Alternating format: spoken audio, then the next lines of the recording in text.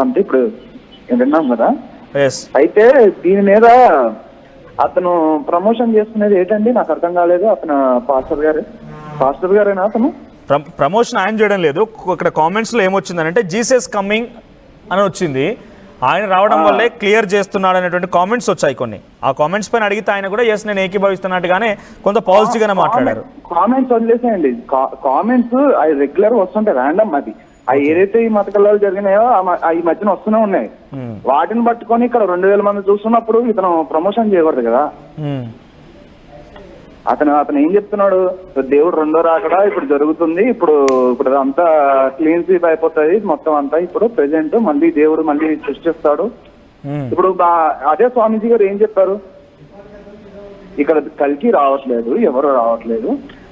చాలా పద్ధతిగా చెప్పారు అతను. ఆ స్వామి గారు ఎవరైతే ఉన్నా చాలా పద్ధతిగా. ధనంజయ్ గారిని దాన్ని ఇంటరప్ట్ చేశాను. ఇది రిలీజియస్ కాన్ఫ్లిక్ట్స్ కాదు, వాళ్ళు చాలా చెప్పేవారికి మీరు మెచ్యూర్డ్ పాస్టర్ అని చెప్పి నేను అన్నాను. దాన్ని ఖండిస్తారేమో అనుకున్నాను కానీ ఆయన యాక్సెప్ట్ చేస్తారు అనుకోలేదు. సో మీ పాయింట్ కూడా నాకు అర్థమైంది. మీరు చాలా క్లియర్గా దీన్ని ప్రమోషన్ చేస్తున్నారు. ఆయన దేవుడి గురించి అంటున్నారు. ఇక్కడ దేవుడికి అసలు రిలీజియస్ కాన్సెప్ట్స్కి అసలు తావే లేదు. ఎవరో జోస్యం చెప్పారు బాబా వంగ, తను ఏ మతం ఏ కులం ఏందో తెలీదు.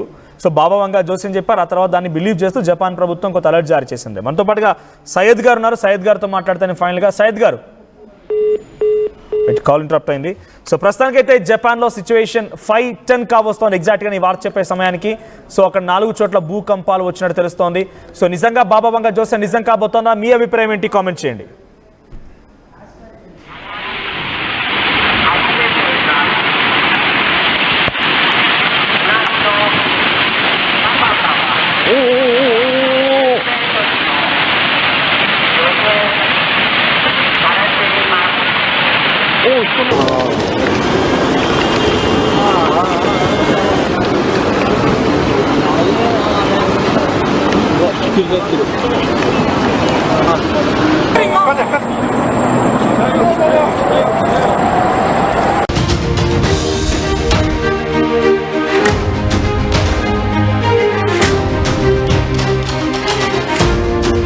ప్రస్తుతానికి జపాన్లో యుగాంతం నేపథ్యంలో అప్రమత్తంగా ఉన్నారు. అక్కడ ఒక ప్రళయం సృష్టించబోతోంది. ఇది ఏకంగా అక్కడ ప్రభుత్వాలే పరిగణలోకి తీసుకున్నాయి. ఏకంగా జపాన్లో 8.0 తీవ్రతతో భారీ భూకంపం వచ్చే అవకాశం ఉన్నట్టుగా జపాన్ ప్రభుత్వం హెచ్చరిక జారీ చేసేది. దానికి తగ్గట్టుగానే దాన్ని ఎదుర్కోవడం కోసం అన్ని రకాలుగా ఏర్పాట్లు కూడా చేస్తున్నామని చెప్పి జపాన్ ప్రభుత్వం చెప్తోంది. మెగా ఎర్త్ క్వేక్ గదిని అభివర్ణిస్తున్నారు. ముందస్తు చర్యలు చేపట్టింది అక్కడి జపాన్ ప్రభుత్వం. సునామీ వచ్చే అవకాశం ఉందని కూడా హెచ్చరికలు జారీ చేస్తున్నారు. జపాన్ భూగర్భంలో అక్కడ నాన్ కైట్రఫ్ ఫలకలు ఉన్నట్టుగా తెలుస్తోంది. నాన్ కైట్రఫ్ ఫలకల్ని భూకంపాలు సునామీలకి కారణమవుతున్నాయని అక్కడి సైంటిస్టులు అభివర్ణిస్తున్నారు. మెగా భూకంపం కారణంగా 3 లక్షల మంది మరణిస్తారని చెప్తున్నారు. సో బాబా వంగ జోస్యానికి ఈ తాజా పరిణామాలు మరింతగా బలాన్ని చేకూరుస్తున్నాయి. నాన్ కైట్రఫ్ అనేది భూమి లోపల 800 కిలోమీటర్ లోతులో ఉంటుందట. అదొక భూమి పొర.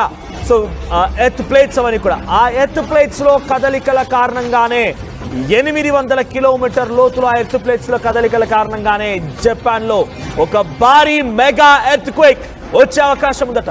దీని కారణంగా 3 లక్షల మంది మరణిస్తారని చెప్పి జపాన్ ప్రభుత్వం కూడా అంచనా వేస్తోంది. భవిష్యత్తులో 3 లక్షల మంది వరకు ప్రాణాలను బలిగొనేటువంటి నాన్ కైట్రఫ్ మెగా క్వేక్ కోసం సంసిద్ధమైనటువంటి చర్యలు మెరుగుపరుస్తామని జపాన్ ప్రభుత్వం హెచ్చరికలు జారీ చేస్తోంది. 2025 జనవరిలోనే ఇది ప్రారంభమవుతున్న ఒక అంచనా వేశారు. దానిలో భాగంగానే 8.0 తీవ్రతతో భూకంపం సంభవించే అవకాశం ఉందని అంచనా వేశారు. దాదాపుగా 90% వరకు అది జరుగుతుందని అంచనా వేశారు. ఇది రాబోయేటువంటి 30 సంవత్సరాల్లో ఈ ప్రాంతాన్ని తాకింది. సో ఆ తర్వాత మార్చిలో కొత్త జాతీయ ప్రభావ అంచనా ప్రకారంగా సునామీతో పాటుగా వచ్చినటువంటి అన్ని సంఘటన విస్తృతి విధ్వంసానికి కారణమవుతుందని అంచనా వేశారు. సుమారుగా 3 లక్షల మంది మరణాలు సంభవించే అవకాశం ఉందని, 2 ట్రిలియన్ విలువ గల నష్టాన్ని చేకూర్చే అవకాశం అని కూడా అంచనా వేశారు.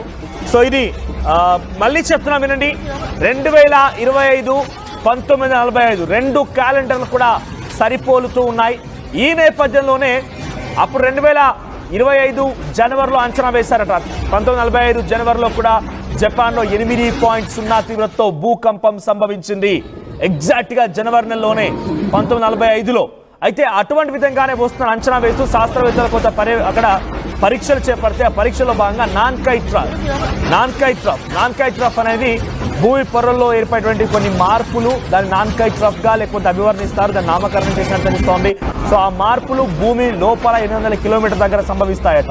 దాని కారణంగా జపాన్ లో భూకంపం వచ్చే అవకాశం ఉంది. 3 లక్షల మంది ప్రాణాలు కోల్పోతారు, 2 ట్రిలియన్ల ఒక నష్టం కలుగుతుందని కూడా అంచనా వేశారట. కానీ 1999లో మంగా కామిక్లో ఈ ప్రాంతానికి అరిష్ట హెచ్చరిక జారీ చేసి తర్వాత ఇది వార్త నిలిచింది. సో అప్పుడు బాబా వంగా కూడా అప్పుడు 1999లో కూడా ఈ ప్రాంతానికి అరిష్టమని హెచ్చరించిందట. ఆ నేపథ్యంలో మరోసారి తెర మీదకి వచ్చింది. సో ప్రస్తుతానికి జపాన్లో ఒక హెచ్చరిక కొనసాగుతోంది. ప్రస్తుతానికి వరుస భూకంపాలు జపాన్ని బెంబేలెత్తిస్తున్నాయి. నిన్ననే తుత్సుంగో అనేటువంటి ప్రాంతం దగ్గర భూకంపం సంభవించిన 5.5 తీవ్రతతో భూకంపం సంభవించింది. దీని ప్రభావం పెద్ద ఎత్తున అటు మలేషియా, థాయిలాండ్ ఇతర ప్రాంతాలపై కూడా చూపించింది. సో తత్సుంగో జరిగినటువంటి ఆ భూకంపం సంబంధించిన విషయం పైన అక్కడి జపాన్ ప్రభుత్వం కొంత అలర్ట్ అయింది. సో ఈరోజు జూలై 5. సో ఇప్పుడు కూడా ప్రస్తుతానికి కొన్ని ప్రాంతాల్లో ఇంకా భూమి కంపిస్తోంది జపాన్లో.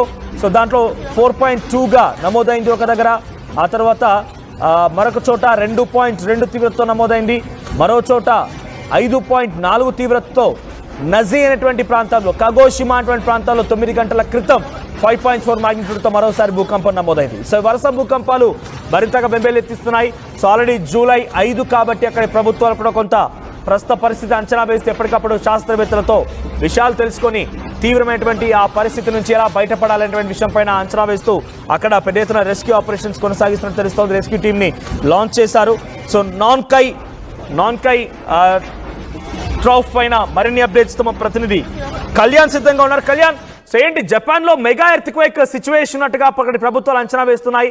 అక్కడి ప్రభుత్వాలు అంచనా వేయడంతో పాటుగా వచ్చే అవకాశం ఉన్నట్టుగా కూడా అక్కడికి ఇప్పటికే సహాయక సిబ్బంది లాంచ్ చేశాయి. వివిధ ప్రాంతాలు ఎక్కడైతే అంచనా వేస్తున్నారో అక్కడ ప్రజలను కూడా ఎవాక్యుయేట్ చేస్తున్నారు. సుమారుగా 17,000 ఐలాండ్స్ నుంచి జపాన్ ప్రభుత్వం అందరిని కూడా ఎవాక్యుయేట్ చేయిస్తుంది, అక్కడి నుంచి తరలిస్తోంది. అప్డేట్స్ ఏంటి? ఇది ఎటువంటి పరిణామాలకు దారితీయొచ్చు? నిజంగానే బాబా వంగా జోస్యం నిజం కాబోతోందా? రైట్ మనోజ్, మనం చూస్తే కనుక జపాన్ గవర్నమెంట్ కూడా దీన్ని యాక్సెప్ట్ చేసింది. అంటే రానున్న 30 సంవత్సరాల్లో 8 మ్యాగ్నిట్యూడ్కి సంబంధించి ఎర్త్క్వేక్ వచ్చే అవకాశం ఉంది. 8 మ్యాగ్నిట్యూడ్ అంటే అది ఒక సివియర్ మ్యాగ్నిట్యూడ్ అని మనం చెప్పొచ్చు. సివియర్ కేటగిరీలోనే దాన్ని కేటగిరైజ్ చేస్తారు. అలాగే మనం చూస్తే కనుక దీన్ని ఒకవేళ కంపేర్ చేయాలనుకుంటే కనుక మనం 2011కి సంబంధించి ఏదైతే సునామీ వచ్చిందో ఆ సునామీకి దాదాపు ఒక 3 నుంచి 5 ఇంతలు దీని ఎఫెక్ట్ ఉంటుంది. అంటే దాదాపు ఒక 3 లక్షల మంది ప్రజలు దీంట్లో ప్రాణ నష్టం జరిగే అవకాశం ఉంది. అలాగే మీరు చెప్పినట్టు 2 ట్రిలియన్కి సంబంధించిన ప్రభుత్వ ఆస్తులు కావచ్చు, ప్రజలకు సంబంధించిన ఇల్లులు కావచ్చు, ఆస్తులు కావచ్చు, ఇవన్నీ కూడా నష్టపోయే అవకాశం ఉందని కూడా మనకు ఒక పక్కన తెలుస్తుంది. అలాగే బాబా వంగా ఏదైతే 1999లో కానీ ఏదైతే ప్రొడిక్ట్ చేశారో ఆయన దానికి అనుగుణంగానే మనకు ఇప్పుడు పరిస్థితులన్నీ దానికి అనుగుణంగానే జరుగుతున్నాయని చెప్పుకోవచ్చు. ఎర్త్క్వేక్స్ కావచ్చు, ఇవన్నీ కూడా అంటే ఈ ప్రపంచం యుగాంతం ఏదైతే ఉందో, అంటే ఎండ్ ఆఫ్ ద వరల్డ్ ఏదైతే ఉందో దగ్గర పడుతుందా అన్న ఒక అభిప్రాయాన్ని ఇప్పుడు లేటెస్ట్ టెక్నాలజీలో ఉన్నాం మనం. దట్టు జపాన్ లో అంటే చాలా హైలీ సొఫిస్టికేట్ టెక్నాలజీ ఉంటుంది. ఎన్జిఆర్ఐలు కానివ్వండి, సైంటిస్టులు కానీ ఎప్పటికప్పుడు పసిగట్టు